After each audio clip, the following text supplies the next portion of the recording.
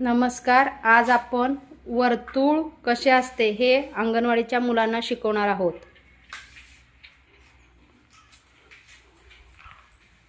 हे आपण ॲक्टिव्हिटीद्वारे घेणार आहोत. पाटीवरती पेन्सिलने गोल काढलेला आहे. आता आपण त्या गोलावरती मुलांना दगड ठेवायला सांगणार आहोत आणि म्हणजे त्यांना वर्तुळाचा आकार पूर्णपणे कळेल.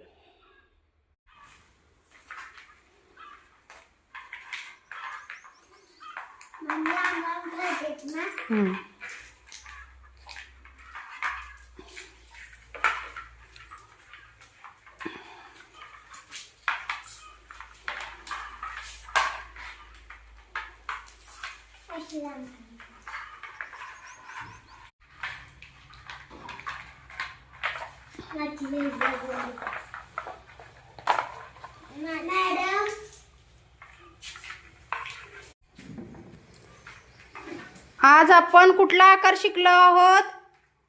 आकाराचं नाव काय आहे? वर्तुळ कसे असते? कसं वाटलं तुम्हाला करून?